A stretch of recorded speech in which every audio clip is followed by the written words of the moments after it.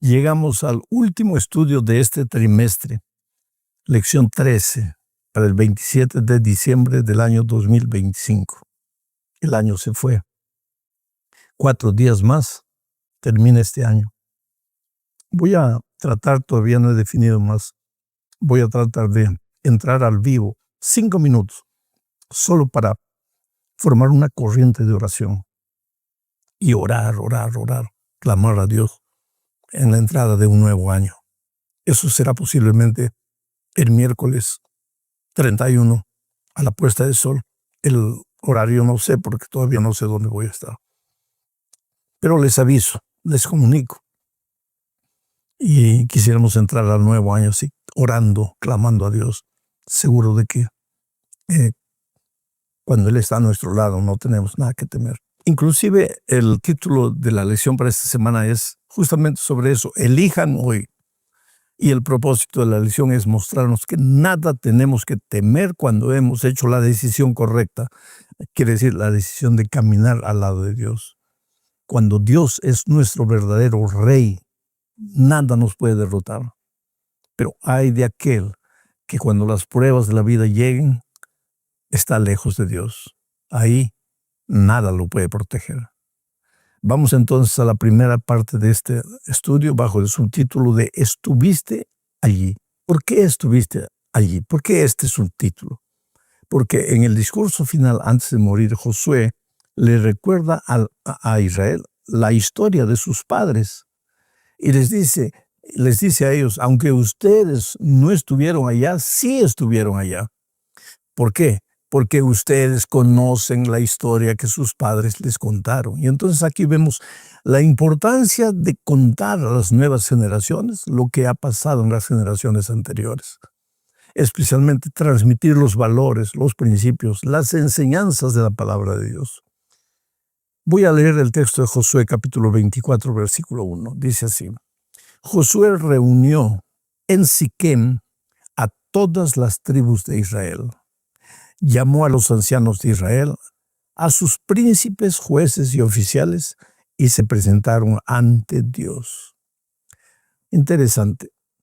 Antes de iniciar la jornada de la conquista de Israel, Josué y Dios se encontraron. Un ángel vino y le dijo, esfuérzate, sé valiente, no tengas miedo.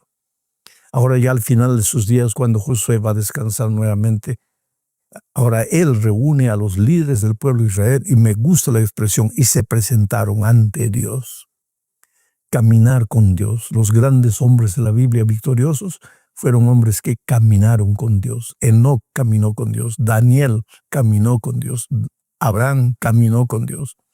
Y justamente Abraham, en la ciudad de Siquem, cuando estaba saliendo de la tierra, de donde Dios le había dicho, sal de tu tierra, de tu parentela, a la tierra que yo te mostraré. En Siquem levantó un altar.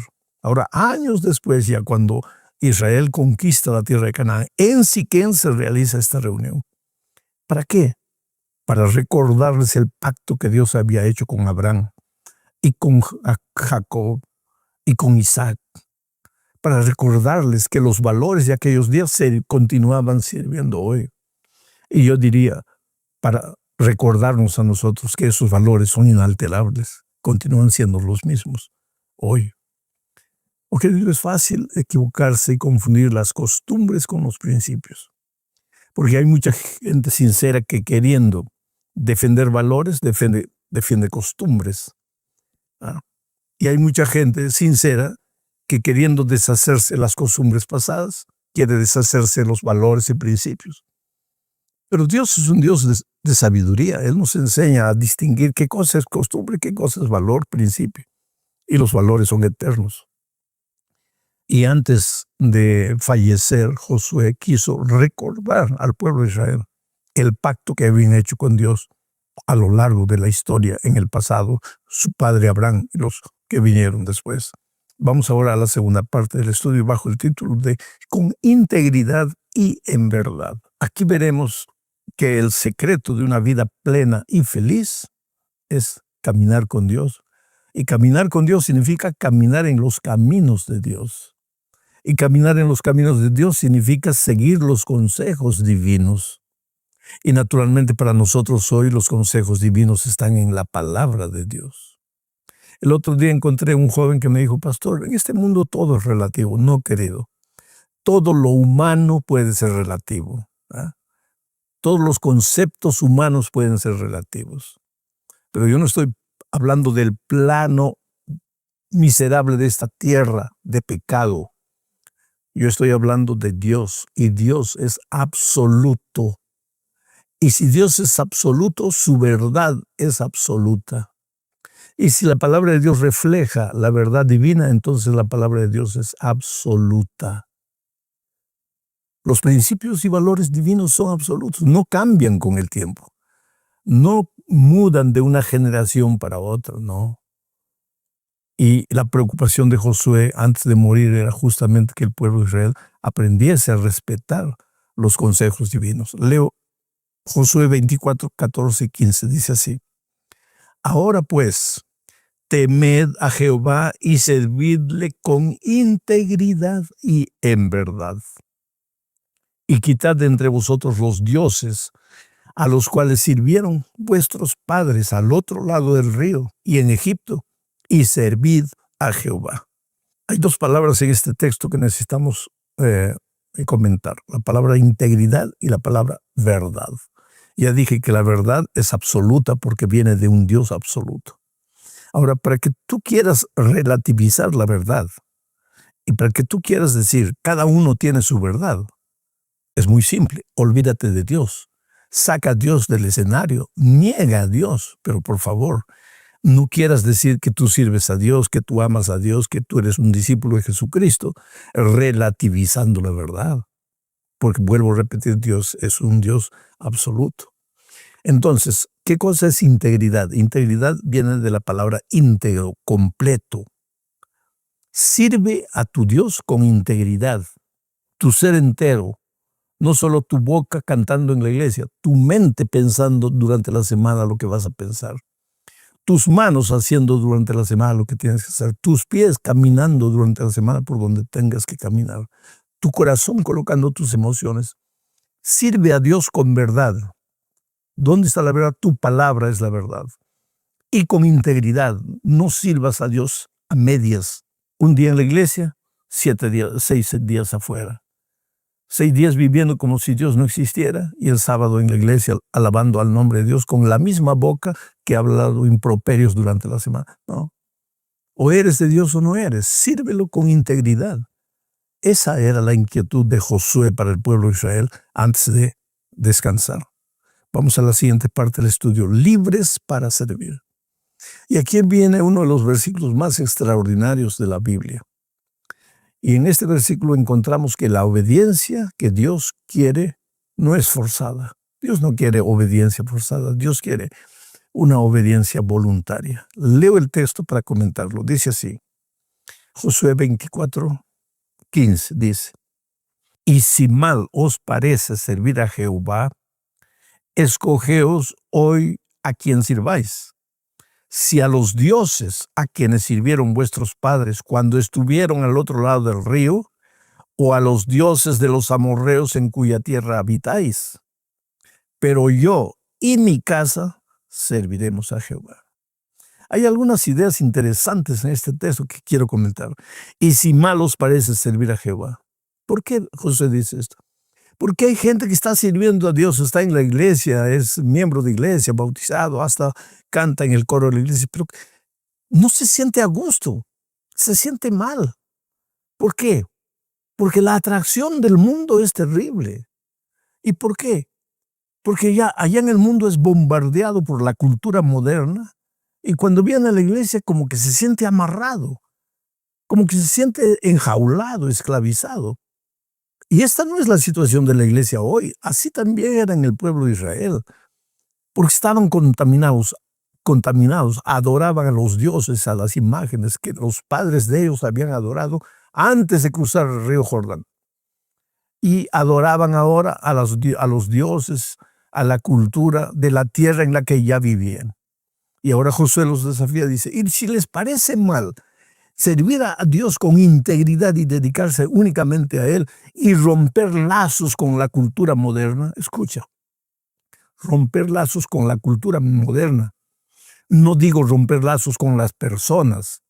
A las personas necesitamos amarlas, no fingir que las amamos, amarlas como son, respetar sus ideas, valorizarlas, abrazarlas, estimularlas, animarlas, porque las personas son la cosa más preciosa que Dios tiene en esta vida. Pero hay que cortar lazos con las ideologías que polucionan el mundo de nuestros días. Con eso sí, no hay cohabitación. O eres de Dios de manera íntegra, pero no puedes quedarte en la iglesia de manera dividida, sirviendo a los dioses paganos. Y ese es el desafío que que Josué le hizo al pueblo de Israel. Escojan ustedes a quién van a servir. O sirven a los dioses que sus padres sirvieron, a los dioses que ustedes están sirviendo, o sirven a Dios. Ahora, una cosa, yo y mi casa vamos a servir a Dios con integridad. Vamos a entregar todo a Dios. Vamos a cortar lazos con la ideología y la cultura de nuestros días, no con las personas de nuestros días. Esa es la advertencia para el pueblo de Dios hoy. El gran peligro, como digo, querido, no es el diablo venir visiblemente, agarrarse a los jóvenes de la iglesia, llevárselos cautivos a Babilonia, no. El gran peligro es agarrar a nuestros jóvenes afuera, donde estudian en las universidades, donde trabajan en la calle, contagiarlos de las ideologías rebeldes, donde el hombre es su propio Dios, donde no le importa al ser humano nada de lo que Dios dijo, lo que le importa es lo que él cree, lo que él piensa. Y entonces esos jóvenes vienen ahora trayendo el virus de la contaminación para la iglesia y no son felices. Por eso Josué le dice, y si mal os parece servir a Dios, pues entonces tienes que escoger, tienes que elegir, o te vas o te quedas. Pero si te quedas con integridad. Ahora, si yo dijera eso, tú podrías sentirte triste conmigo. ¿Qué derecho yo tengo de decirte algo así? Pero esto es la palabra de Dios. Josué habló inspirado por Dios.